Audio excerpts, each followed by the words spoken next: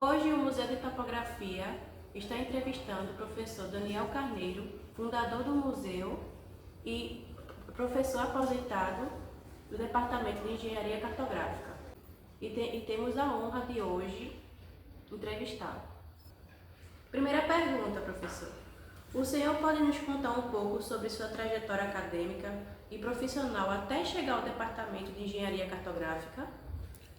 Primeiro, obrigado pelo convite. É bem interessante a gente contar um pouco da nossa história, não por conta da história em si, né? Mas porque para as pessoas que estão entrando na área, para as pessoas que estão começando, é sempre bom ter alguma informação de como é a trajetória profissional de uma pessoa, né?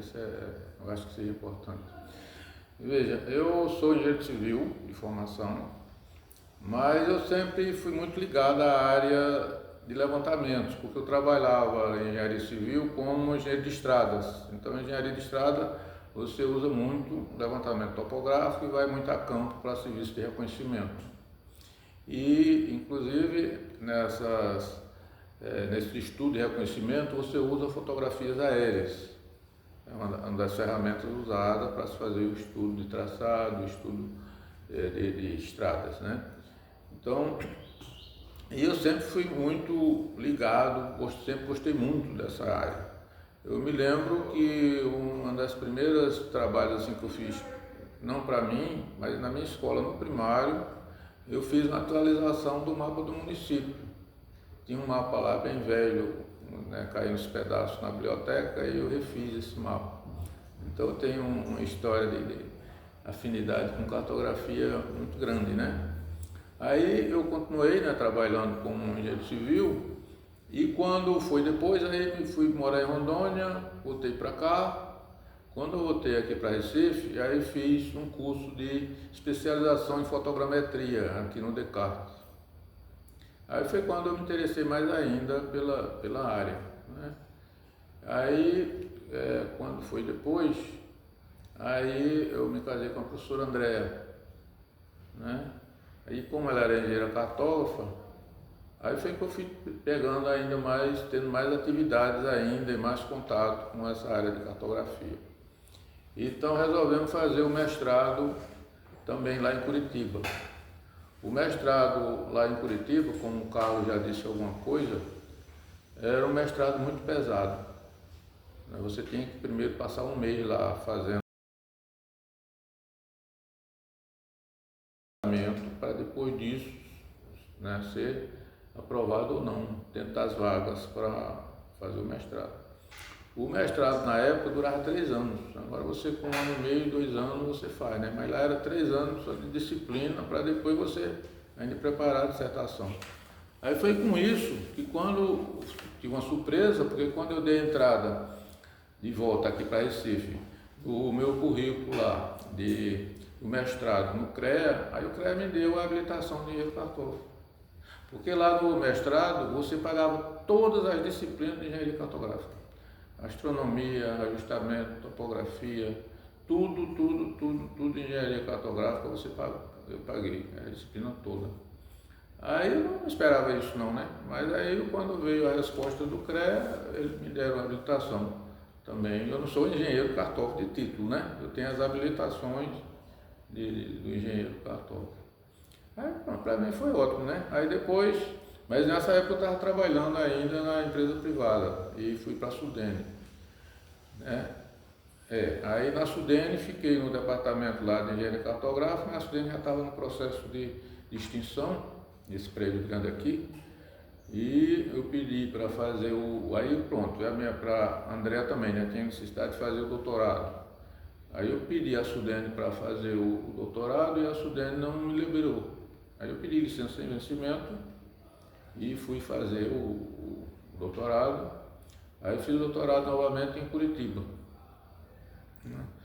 Aí foi quando eu entrei na área acadêmica. Quando terminou o doutorado, eu fiz concurso aqui para a universidade e entrei, né, para professor de fotogrametria, né, que era a área que sempre me interessou muito, né?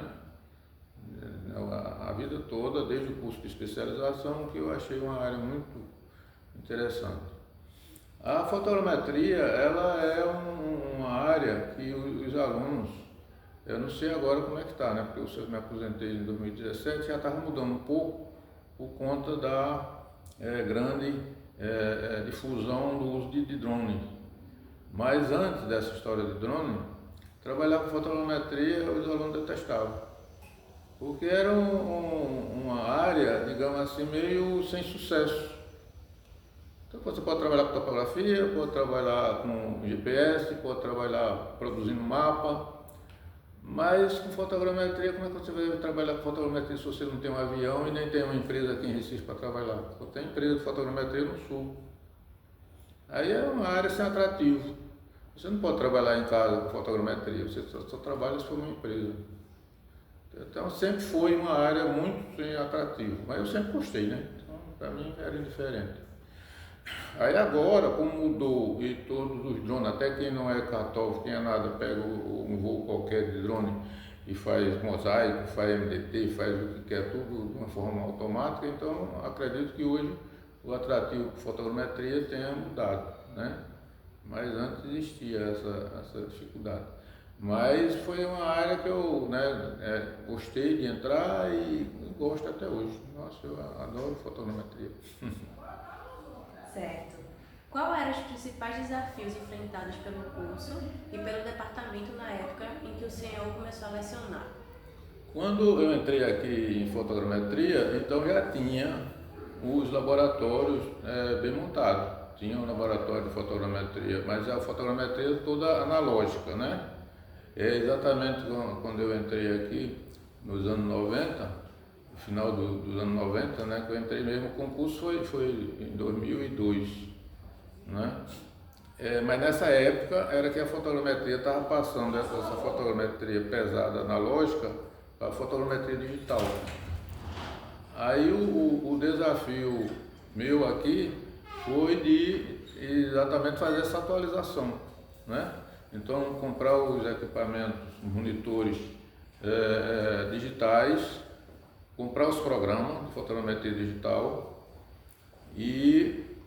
então esse foi o desafio, porque em termos de fotogrametria analógica nós tínhamos aqui os equipamentos mais avançados do mundo, né? Então tem um equipamento aqui chamado Planicomp, e aqui no Brasil só tinha dois, um aqui e um outro numa empresa bem grande de aerolevantamento de Curitiba.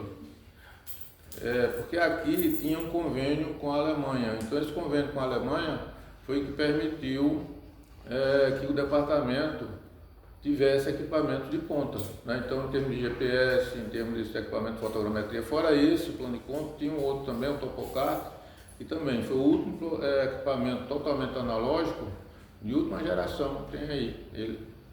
Então em termos de equipamento analógico, aqui nós tínhamos de ponta mesmo.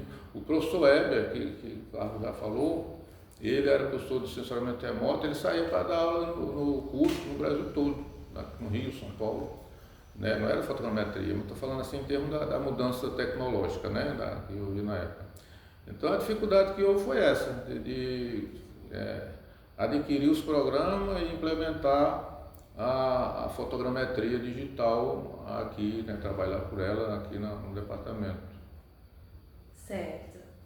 Como foi que surgiu a ideia de criar um museu de topografia e qual foi a motivação por trás desse projeto? O Museu de Topografia, a gente tem que agradecer, né, ao professor Barretinho, que foi ele que guardou todo esse material numa sala. Tinha uma sala bem grande, cheia desses equipamentos, todinho lá. E eu gosto muito de coisa antiga, né? E aí foi quando eu fui interessando, vendo o que era que tinha, e na época, né, consegui convencer o professor Adeildo, né, a dar apoio para montar o museu, e a gente começou com isso, né, de organizar o museu. Eu consegui alunos de extensão, daqui de cartográfica, do pessoal de museologia, consegui uns alunos também de extensão lá de museologia. E nossa, e quando a gente conseguiu montar e botar as lâmpadas e fazer a inauguração, nossa, para mim foi uma satisfação muito grande. E de hoje ele estar recuperado, né, também, a satisfação é enorme. Obrigado a você, né? Sim. Quais foram os primeiros passos para montar o museu? Como foi reunir todos os instrumentos e documentos históricos? Perdão.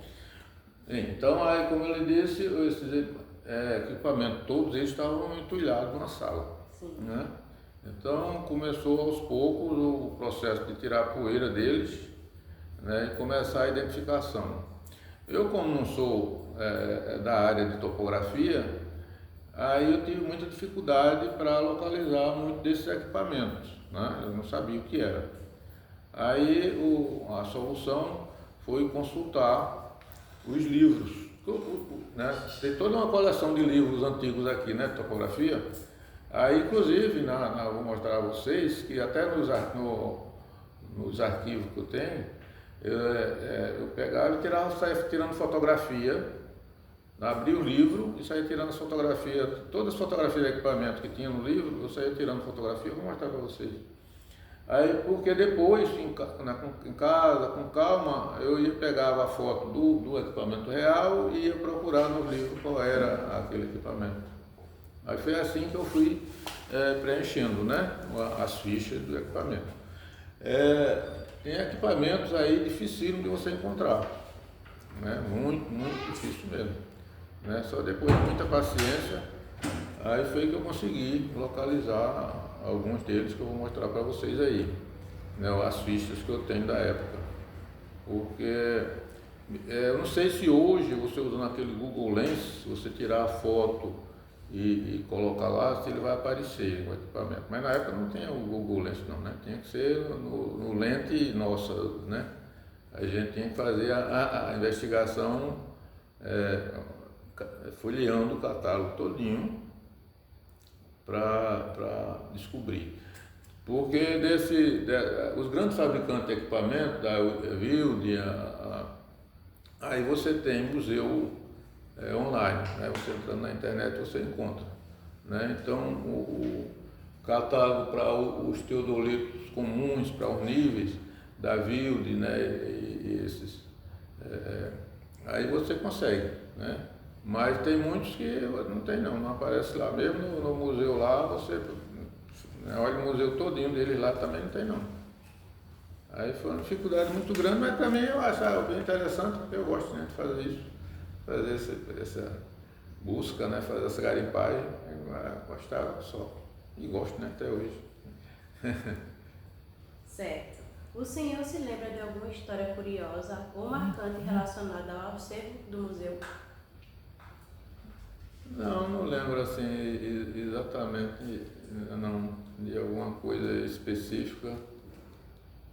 Não, tem algumas coisas que foram tentativas, né, que fizemos para tentar conseguir, por exemplo, trocar algum equipamento com o pessoal da Bahia, que eles têm eu acho que organizaram já no museu, mas na época não tinha ainda. Eu conheci o professor Arthur e ele me apresentou lá a sala onde esses equipamentos estavam. Aí tentamos ainda ver se conseguia uma troca, mas depois não deu certo não. E teve uma tentativa de troca também, mas chegamos a trocar uns dois com o museu lá da Escola Técnica lá de Florianópolis, né? Tem uns 2 ou 3 aqui que foram trocados com eles, né? E eu me lembro assim, não tem nenhuma coisa mais característica, né? Mais engraçada, né? Mas o senhor tem alguma peça que tem valor sentimental para o senhor? Não, porque aqui, né, eu acho todas, né, extremamente interessantes, né, porque, por exemplo, esse tipo de peça aqui, né, você não encontra isso em lugar nenhum, nem para vender, nem se usa, nem, né? Então, esses equipamentos aí, esses teodolitos bem antigos, né? Nossa, eu acho isso bonito demais. Os barômetros, né? E uma coisa que era usada em campo, né? É uma coisa, eu acho muito fantástico. Para mim, todos eles são a coisa. Não, mas tem um que me chama a atenção, que é o basímetro, são essas peças ali com essa tocha aqui. Imagine você fazer um levantamento geodésico usando isso. Imagine. Aí quando eu dava aula aqui, aí eu dizia para os alunos, olha, todo dia, vocês são da acordar, vocês são andando cartográfica, vocês rezem bem muito. Meu Deus, graças a Deus que hoje eu tenho um GPS portátil. Porque, olha o trabalho como era. Ali tem a demonstração do professor Barretinho fazendo levantamento geodésico com isso aqui. Ok. Como o senhor vê a importância do Museu de Topografia para a formação dos alunos e para a preservação da memória do curso? Eu acho extremamente importante porque a cartografia, eu acho que a cartografia ela é bem diferente das outras engenharias, né? A cartografia, as outras engenharias, né, usam resistência dos materiais e usam coisas que vai construir de concreto ou de ferro, ou vai ter obras construídas fisicamente, né? E no caso da engenharia cartográfica, você só construi mapas e lista de coordenada. Então você precisa ter uma noção espacial de geometria muito boa para você entender o que você está fazendo. Aí hoje, quando você pega o CAD, quando você pega o GPS, você só faz ligar e as coisas funcionam e as coisas aparecem lá, aí está tudo pronto, isso é muito fácil. Mas você tem que ter um raciocínio por trás disso. Aí o raciocínio desse é você lembrar as pessoas e mostrar para os alunos como era isso feito, né, na mão, né, na geometria pura, mas você fazendo, né? Aí para ir com isso despertar a curiosidade, imaginar como a coisa era feita.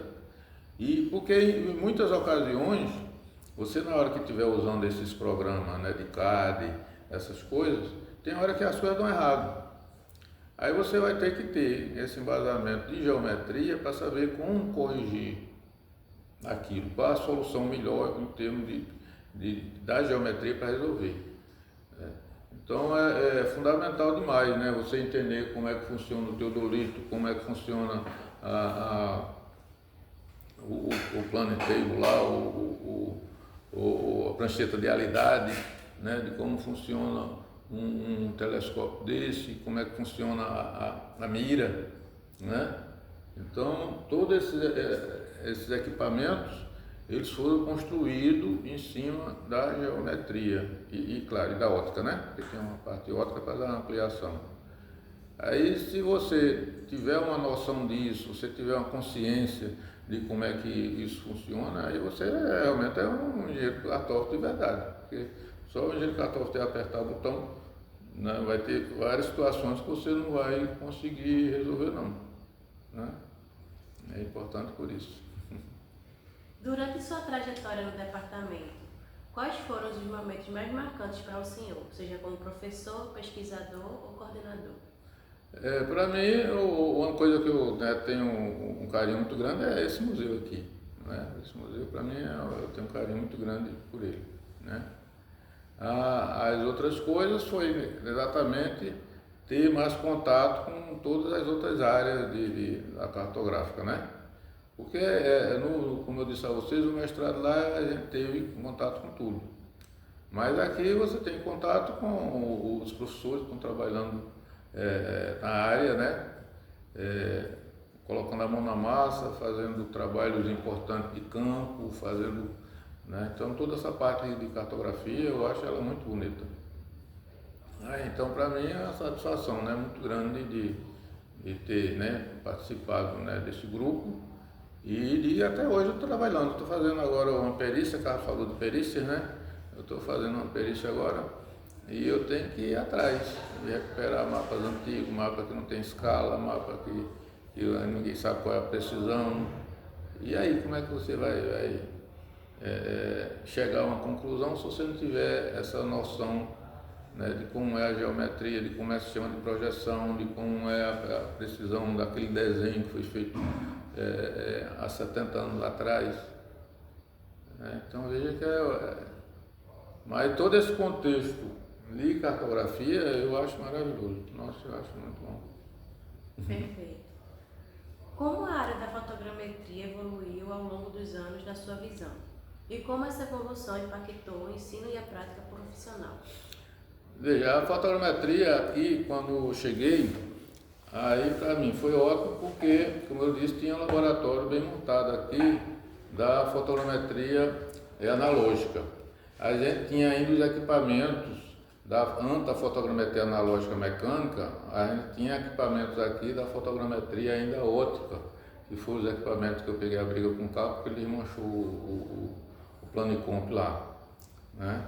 Então veja, aqui eu cheguei ainda a montar o Planicomp não, multiplex, né? Coloquei lâmpadas, a gente tinha todo o diapositivo, né? Coloquei diapositivo, ainda dei aula aos alunos, 1 ou 2 aulas com esse diapositivo, com esse multiplex, né? Os alunos, a sala totalmente escura e você viu o modelo 3D, como se fosse uma holografia, né? Você viu o modelo assim 3D e você ia trabalhar com aquilo ali, né? Cheguei a fazer isso com os alunos. Então a gente aqui tinha esse equipamento bem antigo da fotogrametria óptica, tinha os equipamentos da fotogrametria analógica de traço, tanto os portáteis de mesa, aqui no museu tem isso tudo aí de lado, os de mesa portáteis e os grandes, né? Então o restituidor, que é o equipamento grande de restituição. Aí tinha tanto o restituidor, que era o Fusca das empresas de restituição, de empresa de fotogrametria, que é o B8, né? E esses outros de ponta que vieram com convênio com a Alemanha, né? Então tinha um outro, não, mas o outro era um parente do multiplex, era um semelhante ao multiplex também de projeção. Esse já tinha sido desmanchado, já tinha tirado as peças, ele não estava mais completo não. Pois bem, então aí eu coloquei a mão na massa ainda da fotogrametria analógica óptica, a fotogrametria analógica mecânica, aí em seguida vem a fotogrametria analítica, que aqui também tinha um equipamento, o Planicomp era o equipamento de ponta da fotogrametria analítica. Você já pagaram a fotogrametria? Não, né? A fotogrametria analítica, ela começou a mudar da parte que era toda sempre feita à mão, tudo que era equipamento mecânico, para usar os princípios matemáticos. Então ela é analítica por isso, porque ela passou a usar as fórmulas matemáticas para se chegar a resultados na fotogrametria. Antes era tudo absolutamente mecânico, né? E aí isso foi evoluindo quando passou para a digital. Aí a digital era o que? Era você pegar a fotografia ainda analógica, escanear e colocar no equipamento de visualização com óculos especiais de 3D. Aí na época, eu não tenho ideia, mas para vocês terem uma ideia, digamos que na época um monitor de televisão, de computador, fosse R$1.000, né? Um monitor desse para visão 3D da fotogrametria era 10 mil, então um custo altíssimo, né? Mas aqui a gente conseguiu comprar uns 2 ou 3, procurou as versões mais baratas, mas conseguimos comprar aqui então os alunos tiveram acesso a essa fotogrametria analógica e essa fotogrametria digital, né? Aí isso é o começo da digital. Aí em seguida, foi como eu disse para vocês, que nos últimos anos é que passou para ser uma fotogrametria totalmente automatizada, né? Uma digital totalmente automatizada, que é essa fotogrametria usada com drone, né? Então eu realmente passei pela fase toda. Outro detalhe também é que antes de ter os drones, durante estar no mercado, grande circulação no mercado, cheguei a orientar 2 dissertações de mestrado usando câmera de pequeno formato no avião. Então a gente alugava um avião, né, montava a câmera de lado de fora do avião e fazia os voos. Então tem 2 dissertações de mestrado que foram feitas assim antes do advento do drone. Né? Inclusive o Glauber, que foi um dos que a gente trabalhou com isso, ele está fazendo agora o doutorado aí em geologia. Né? O outro foi bolso. Então antes do drone eu já tinha começado a trabalhar com essa fotogrametria digital, mas com uma parte ainda não totalmente automática, né? Que era exatamente de você pegar o avião, de programar a faixa de voo e fazer isso na mão, né? Com o piloto, né? Claro, né? Na mão, mas com o piloto. E hoje você faz isso tudo com o drone. Você programa no chão o drone levanta o voo sozinho, faz a área todinha, volta. As fotografias são todas processadas automaticamente, né? E por aí vai. Então eu tive assim, a sorte de trabalhar com todas as etapas da fotogrametria. Tudo mesmo. Eu tenho um artigo, a história da evolução da fotogrametria no Brasil, né? Que conta essa história todinha. Não só a minha, né? A história da fotogrametria do Brasil mesmo, desde que começou há muitos anos atrás. Excelente, professor. Que conselho o senhor deixaria para os alunos que estão iniciando agora na área das geotecnologias? Eu sou suspeito para falar, porque eu gosto tanto, né, dessa área que eu não sei nem o que dizer, porque eu acho tudo maravilhoso. Mas o que eu acho é que a gente fazendo o que a gente gosta, a gente se dá bem em qualquer coisa, né? No caso dessa área, é uma área que vai sempre ter demanda, porque eu preciso, né, de levantamentos para os projetos de engenharia. Todo projeto de engenharia é feito em cima de uma planta. Eu preciso dos levantamentos para planejamento urbano, porque agora, por exemplo, com essas grandes enchentes, né, eu preciso de mapa de alta qualidade de altimetria para fazer simulação de enchentes, né, quais são as áreas que vão ser inundadas primeiro. Então o tempo todo eu preciso de ter produtos cartográficos, né, desde a engenharia até o planejamento, monitoramento ambiental, deslizamento de encosta, tudo isso é feito através do controle usando mapas, né? Então é uma área de trabalho muito ampla e você pode trabalhar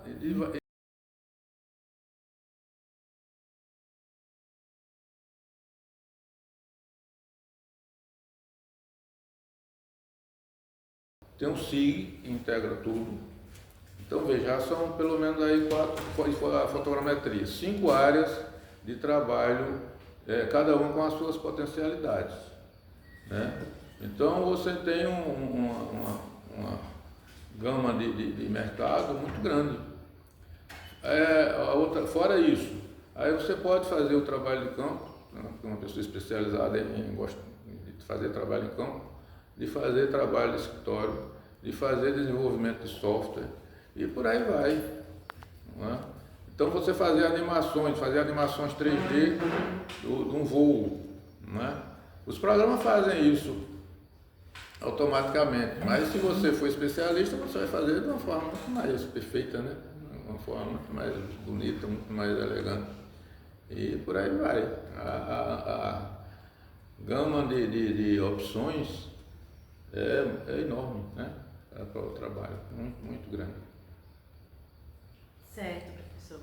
Agora vamos partir para a última pergunta. Eu gostaria de deixar, se o senhor gostaria de deixar alguma mensagem final para a comunidade acadêmica e para os seus ex-alunos do curso, e se queria deixar alguma mensagem a mais para a gente, que é do museu. A mensagem é essa, né? Do jeito que eu gosto, vocês gostem também. né, da área de cartografia, porque é uma área realmente muito ampla que você pode se encaixar em muita coisa, né? E com a atividade profissional, claro, se você faz, voltando àquela conversa, se você gosta do que faz, você vai se dar muito bem e vai ter chance de fazer muita coisa. Então vai se sentir realizado, vai ter a sua compensação financeira também boa, né? Então o meu incentivo é que estude cartografia. Sim, muito obrigada, professor. A gente aqui do museu agradece e que o senhor volte para nos visitar mais vezes. Agradeço a vocês, agradeço muito.